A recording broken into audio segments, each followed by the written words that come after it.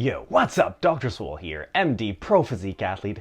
Today I'm going to be sharing 10 habits that I use to keep a six-pack year-round. I was just in LA for VidCon and I did a photo shoot at the beach. I realized that I actually look pretty lean even though I'm in the off-season. And at this point, this level of body fat is pretty effortless for me to maintain. People often ask me how I stay in shape year-round, and the answer comes down to your dietary habits. So these are some of the top strategies that I use to stay lean year-round, and they're all tips that you can start using today. If you want to keep a six-pack year-round, the first thing you'll want to incorporate is having a consistent meal structure. Having a consistent meal structure is really important because it teaches your body when to expect to eat. This means that you won't be dealing with big surges in hunger. One problem I see a lot of people running into is that they end up starving themselves and being really hungry and then making bad decisions and stuffing themselves with a lot of food that goes over their calorie budget. When you have a consistent meal structure that's based on timing as well as having consistent foods that you typically eat, you're gonna have an even caloric intake and you're gonna be less likely to really deviate from it. Once you develop a meal structure that you know you can maintain your body fat at, it becomes very easy to make small adjustments if you want to lean, bulk, or cut. One of the most common things I get asked is how I stay lean while still being able to eat out and eat foods that I like. And the answer is that I use the 80-20 rule. This is more of a guideline than a rule, but it basically suggests that you aim to have about 80% of your calories coming from whole unprocessed foods and then 20% coming from foods that you like. What I'm saying is you still can have a treat as long as the majority of your food is going to be relatively lower calorie. The way I approach this is that I have 5 meals each day, so I'll aim to have 4 of those meals coming from less processed foods and then 1 meal coming from whatever I want. The critical point is that you want to ride that balance between sustainability and enjoyment. I actually think this approach is even better than trying to go 100% clean because when you have that slack, you're able to still enjoy foods that you like and maintain a social life when you want to go out for food, so it ends up being more sustainable in the long run. Often people try and jump into a diet that's too strict where they cut out anything enjoyable and then they can't stick to it and end up rebounding back. You want to see being lean as a lifestyle and you can totally make it work and still enjoy food while you're doing it. My third tip takes us a bit more into detail. If you want to stay in a lower body fat percentage year round, you are going to have to make some changes to your food choices. One of the easiest things I'd recommend doing is minimizing processed foods. So in the majority of the foods that you're eating, try and get as close to single ingredient foods as possible. Just keep in mind that just because something is more processed doesn't necessarily mean it's unhealthy, but less processed foods tend to be more filling for the amount of calories they contain, or in other words, they have a lower calorie density. They'll also require more calories to digest, so your body will burn up a little bit more energy in using them. So in general, you want to steer away from foods that have been processed in a factory and put into a package, or made in a bakery, for example. All right, tip number 4. What should you be drinking if you want to stay lean year round? My answer is usually just water. You want to cut out sugary drinks completely because these contain a lot of empty calories in the form of sugar. The main problem with sugar for us is that it really doesn't keep you full for the amount of calories. Plus, sugary drinks are basically the simplest form of sugar, which requires even less processing by your body and less calories burned in order to digest it. So you're really getting hit from both sides here from the calorie equation standpoint. So you should be cutting out pop. There's really no role for it. Drop the Gatorade in the gym. This is something I see people drinking all the time, and it's really not necessary, particularly for hypertrophy workouts, which really aren't that taxing. And I'll also avoid fruit juice.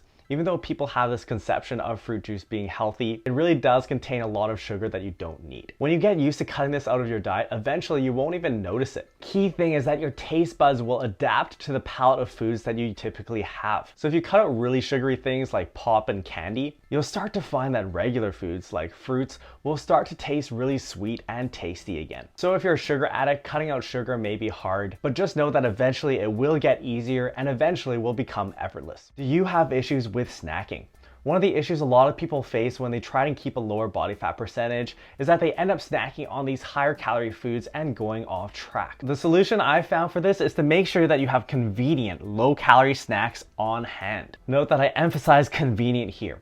It's really important to have convenient sources of lower calorie density foods so that when you're really hungry, you can just reach for something and grab it. If you have some low calorie groceries in the fridge, but they require a lot of preparation in order for you to eat them, you're more likely to just grab those chips or chocolate bars in your cupboard since they don't require any prep. And the key point here is having really low calorie snacks. This doesn't mean that you have those low calorie snacks all the time. And often I actually won't have these snacks regularly, but they're one of those things that I'll grab when I know that I've been riding high on calories during the day. For example, if we have a catered lunch at work and I eat more than I usually do, or if I know that I'm going out to eat later in the day, I might opt for some of these lower calorie snacks. Some examples here. Fruit is an easy one, particularly those that are easy to grab and go like apples, bananas, or pears. Convenient vegetables like dipping carrots or snap peas in hummus. Pre-cut salads can also be pretty simple. And then some other snacks that also take minimal prep. For example, popcorn is a big one for me. Canned tuna is also another simple one that I like. And the key with things like popcorn or canned tuna is that they're non-perishable, so you can keep them in your cupboard for times when you need them. Next tip. One of the biggest things that has helped me to keep a six-pack year-round is that I make my own food and meal prep. The key thing here is that when you make your own food, you know exactly what is going into it, so you have a good handle on calories. Often when you go out to eat or buy foods or have it delivered, you'll end up having a lot more calories in those foods than you actually think. This is because restaurants will often add a lot of calories in the form of sugar and fats, and they obviously do this to make their food taste better. But once they start cooking with a lot of butter, sugar, or sauces, it gets hard to quantify exactly how much is added. So I really would recommend getting into the habit of making your own food, and the easiest way to do this is to meal prep. I'll see a lot of my doctor friends running off to the cafe at lunch to buy their food because they say that they don't have time to meal prep. But when you think about it, this doesn't actually save you time. If you meal prep efficiently and in bulk, you'll actually end up saving time overall. For example, I can pretty comfortably make 15 lunches in a 2-hour meal prep. I'll stick them all in the freezer and then just take them to work one by one. When you divide 2 hours by 15 lunches, that's 8 minutes per lunch. And it will actually take you more time than that each day to go up to the cafe,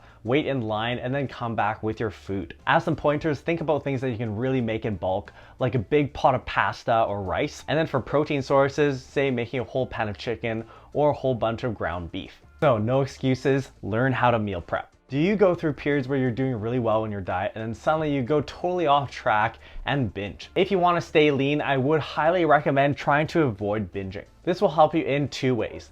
First of all, when you binge, you're putting in a lot more calories than you intended, and you're probably overshooting your day's budget. The second part of this is when you're used to having really big meals once in a while, you're actually stretching out your stomach and you'll make yourself more tolerant to eating more. I typically have consistent controlled meal sizes, so my body is really well tuned to not eating too much. And even if I wanted to eat a lot, I typically get full and stop early. Some tips for helping with this would be to have a consistent meal structure so that you're not letting yourself get too hungry in between meals. Pre-planning your meals and your meal portions will also help. Do you feel like you have to trade your social life in for a six-pack? A lot of people turn their lives upside down when they go on a diet, and then they totally cut off seeing their friends and going out to eat. This is difficult because eating out is a part of our culture. What I recommend is learning how to eat out and still control your calories when doing so. The easiest way to do this is to control the type of food you're actually going out to eat for. This doesn't have to be every time, but if you feel like your calories are running high,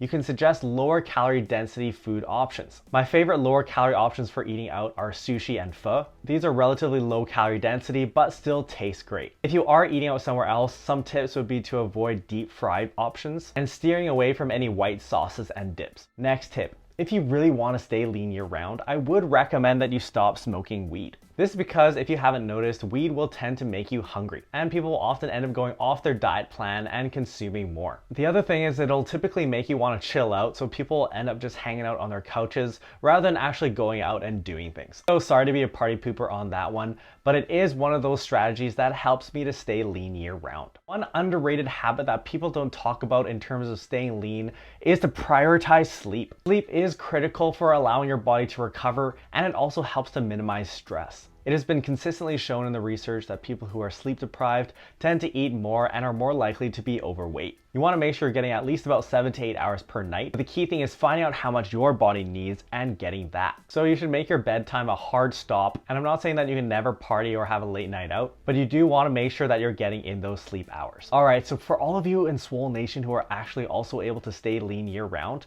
what should be the 11th tip? Let us know in the comments below. If you are in that higher body fat percentage range right now, check out this video where I share a full step-by-step guide to fat loss. Getting lean will change your life in terms of your confidence and your health, so I really recommend that you get a handle on this. Make sure you keep that fat away by subscribing to the channel, and we'll see you next time.